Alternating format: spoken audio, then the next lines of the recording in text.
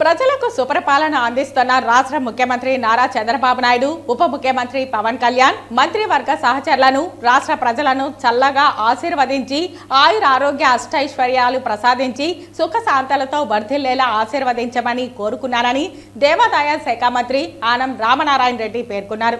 గురువారం ఉదయం ప్రాతకాల సమయంలో రాష్ట్ర దేవాదాయ శాఖ మంత్రి కలియుగ ప్రత్యక్ష దైవం తిరుమల శ్రీవారిని దర్శించుకొని సేవించుకున్నారు. తిరుమల శ్రీవారిని ఈరోజు ఉదయం సుప్రభాత సేవలో ఆంధ్రప్రదేశ్ దేవాదాయ శాఖ మంత్రి ఆనం రామనారాయణ రెడ్డి దర్శించుకున్నారు. వీరికి టీటీడీ అధికారులు దర్శన ఏర్పాట్లు చేశారు. దర్శన అనంతరం రంగనాయకుల మండపంలో వేద పండితులు వేదాశీర్వచనం అందించగా ఆలయ అధికారులు పట్టు వస్త్రాలతో సత్కరించి తీర్థ ప్రసాదాలు అందజేశారు.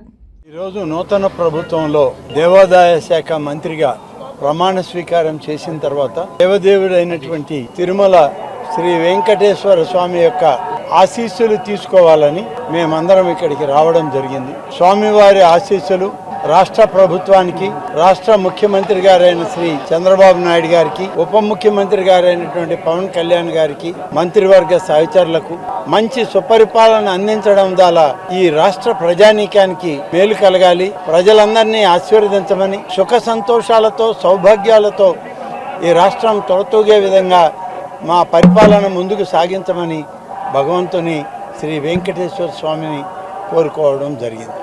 సార్ ఇంటి దొంగతనం కేసుకు సంబంధించి విజిలెన్స్ ఎన్ఫోర్స్మెంట్ పనితీరు బాగలేదని సిబిసిఐడికి అప్పచెప్పాలనుకుంటున్నారు.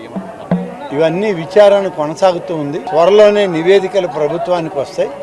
వచ్చిన తర్వాత ముఖ్యమంత్రి గారితో సంప్రదించి దీని మీద అన్ని నిర్ణయాలు తీసుకొని దీనిలో ఏమాత్రం పొరపాట్లు చేసినా, ఎవరు దోషులైనా, ఎంతటి పెద్దవాళ్ళైనా ఎవరిని వదిలిపెట్టడం అనేది ఈ ప్రభుత్వం చేయదని మాత్రం మీకు మనం చేస్తాం. టీటీడీ బోర్డు సభ్యుల్ని ఎంపిక చేయడం, బోర్డుని నామినేట్ చేయడం అనేటువంటిది రాష్ట్ర ముఖ్యమంత్రి గారి పరిధిలో ఉంటుంది. ముఖ్యమంత్రి గారు అతి త్వరలోనే ఈ యొక్క బోర్డుని కాన్స్టిట్యూట్ చేస్తారని చెప్పి నేను కూడా విశ్వసిస్తాను.